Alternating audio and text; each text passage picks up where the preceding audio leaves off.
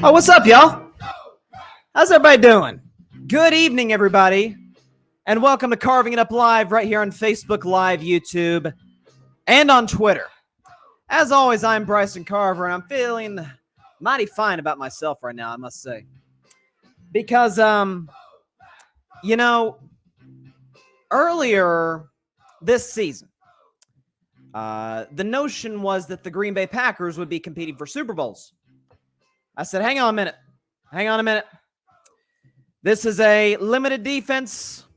It is a quarterback we know in the biggest of games does not always play his best. It is a coach that in the biggest games tends to get a little scared of the moment, if it's fair to say that. It is a wide receiving unit that is limited, to say the very least. And overall, it is a team that even in the weak NFC was not then and is not now good enough to get into the postseason.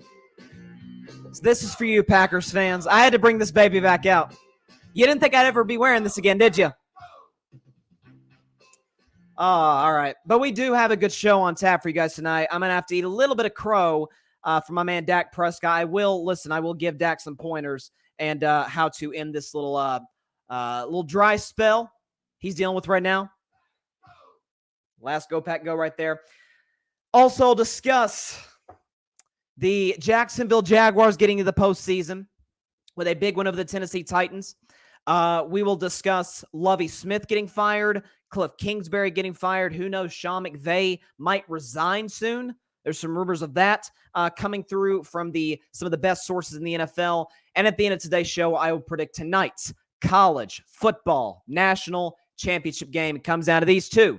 The TCU Horned Frogs, the darlings, the Cinderellas of college football, and the defending national champion Georgia Bulldogs, who will look for back-to-back titles. Chloe is not appreciative of this. It certainly appears that is not the case. Chloe is in the comments. She doesn't like that. That's all right, Chloe. It's all right.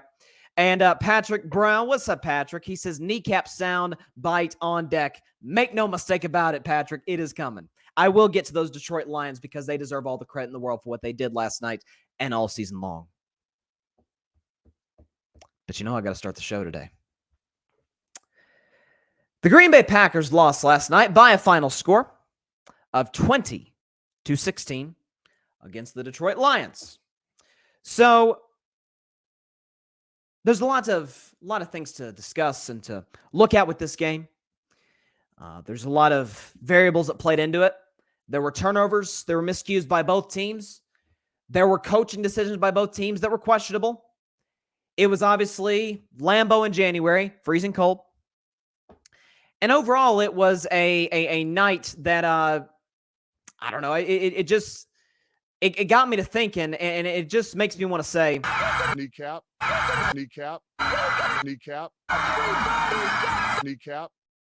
A lot of kneecaps were bitten in Green Bay last night by the Detroit Lions. But ultimately, the Packers collapsed at the end. A lot of blame to go around. Fairly so. But it starts with one man and one man in particular. And that is Aaron Rodgers. So I said I had the audacity to come on this show and dare question that the Packers' 4-game winning streak to this point, not much of it had to do with Aaron Rodgers' play. I gave him props for his leadership in this streak. Very positive outlook, loose. I think helped his teammates a lot.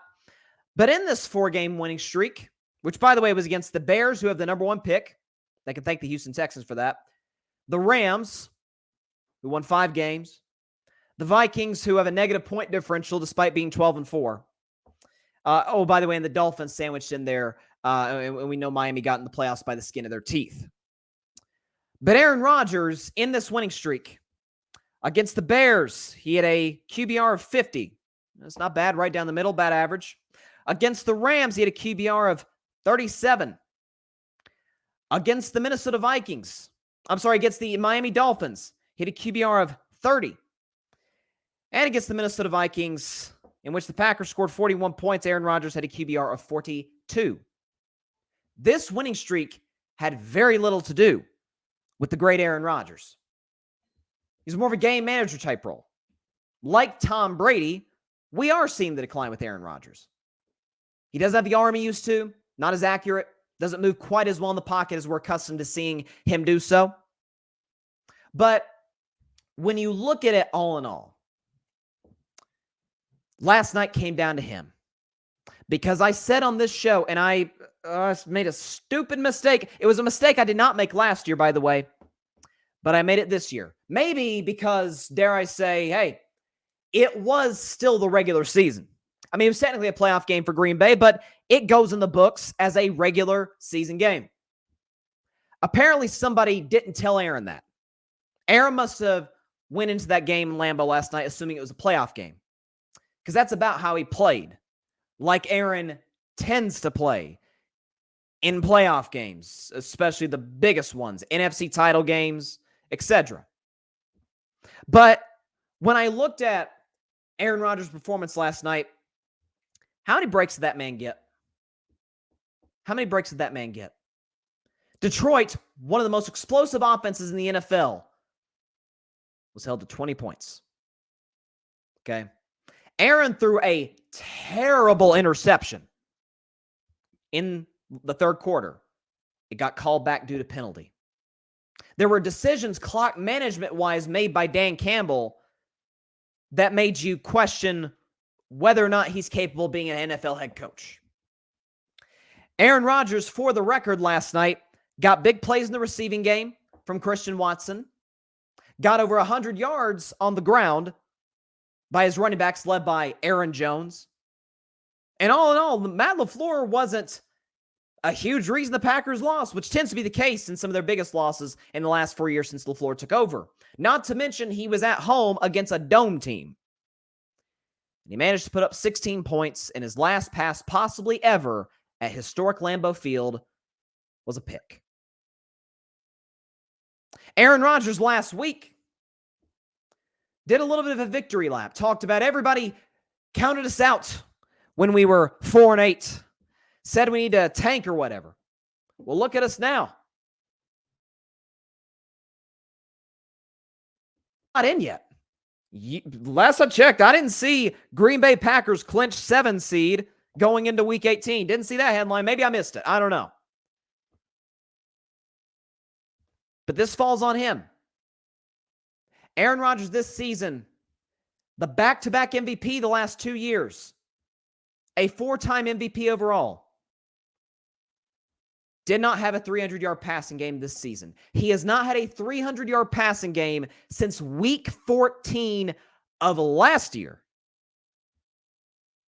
And consistently, in the biggest of moments when you need the great Aaron Rodgers, one of the 10 best to ever do it, arguably the most talented we've ever seen do it, when you needed him to be at his very best, he wasn't. And he hasn't been the last 3 years. All of them at Lambeau Field. Fourth quarter against Tampa Bay, it's close. Tampa Bay gets out to an early lead, but the GOAT, Tom Brady, unravels in the second half. Throws some bad interceptions. He seems uncomfortable, a little gun-shy in the pocket, dare I say. Aaron's defense gets him 3 takeaways in the second half. They go into the fourth quarter in a 1-score game at home in Lambeau Field as the number 1 seed with Aaron Rodgers as the league MVP. Aaron Rodgers in the fourth quarter against Tampa Bay threw for 54 yards. No touchdowns. Packers lost because he was not able to convert in the red zone with an opportunity to tie the game. The next year, you're like, oh, well, it's because he ran to Tom Brady. You know, it's a fair excuse. I mean, heck, Patrick Mahomes lost a home game to Tom Brady in the playoffs. He's the best quarterback in the league. It happens to the best of us. Tom Brady, for crying out loud. Okay, that's fine. Well, he wins the league MVP again last year. Gets the number 1 seed again, just like the year prior. Gets a home game against Jimmy Garoppolo. The 49ers offense, not special teams total, the offense put up 2 field goals. The Niners did. So the Packers defense against Deebo Samuel, George Kittle, Brandon Ayuk, Juwan Jennings, Elijah Mitchell at running back, one of the best offensive lines in the league. The Packers shut that offense down to 6 points, got a red zone takeaway, everything. Yeah, Aaron Rodgers scored 13 points in that game total and threw for 17 yards in the fourth quarter. And then last night, you go into the fourth quarter with the lead against a bad defense when your defense is balling out. Aaron Rodgers threw for 12 yards last night in the fourth quarter. 12 yards. And on third down and 10, with an opportunity to hit Robert Tonyan in the flat, who would have possibly been open for a first down, he tries an impossible shot down the field to Christian Watson, who was double-teamed, and it got intercepted. And the Lions, due to some gutsy play calling by Dan Campbell, bled the clock out. So, with all the drama surrounding the Packers in the last year, or I should say the extra drama, because there's always drama every year with the Packers involving number 12. The ayahuasca, holding out to get the biggest contract in NFL history. Having rookie receivers come into your organization and not working out with them. Not building a rapport with them before the season begins. Demanding they keep Randall Cobb, which they do. Basically scaring Devontae Adams out of the organization because you talk about retirement every chance you get. Starting 3-1, then getting into a dry spell where you go down to 4-8. Say, we're not done, which I love the attitude, by the way. You're not done. You weren't mathematically eliminated. To win 4 straight games and then to do a victory lap as if you've not only gotten the playoffs, but you won a playoff game. First of all, Aaron, you had yet to get in yet. And to put that performance last night against the Detroit Lions, who are one of the worst defenses in the NFL, pass-wise. In the pass defense, they're awful. Aaron Rodgers last night at Lambeau Field, 17 for 27, 205 yards, a touchdown, a pick, a QBR of 38, and a passer rating of 83. He was an average quarterback, which at this stage in his career, are we sure that's not who he is? At this stage, not all time. Aaron Rodgers is going to go in the Hall of Fame one day, deservedly so. In my opinion, he's just outside of the top 5 or 6 quarterbacks to ever play the game. We've never seen anybody like Aaron Rodgers. But what separates him from the Bradys and the Montanas and the Mannings and the Marinos, those guys in the offseason put the time in season are the conscience and the heartbeat of their franchises.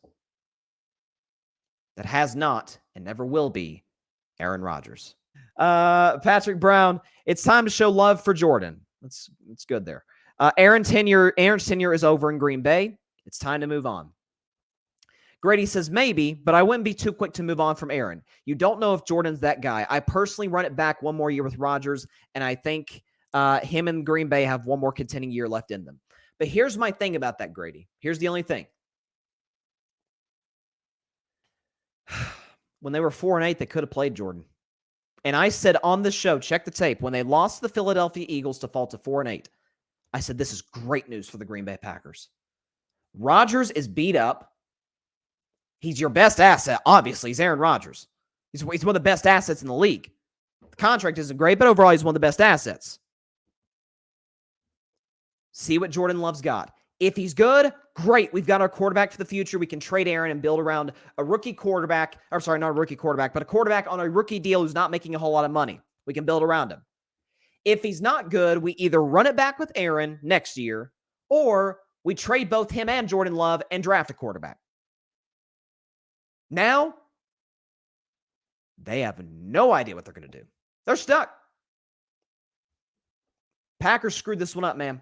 But, yes, Green Bay is out of playoff contention. For their sake, at least we don't get to see them getting destroyed by the San Francisco 49ers. That'll be the Seattle Seahawks. Congrats to the Seahawks for getting in the playoffs, by the way, but they're not beating San Francisco. And so for Green Bay, you're out. See y'all next year. See what you do. And get that garbage out of here. Thanks so much for watching the show on YouTube. Be sure to click that big red subscribe button and go check out the other clips and full shows of Carving It Up Live. Have a blessed day.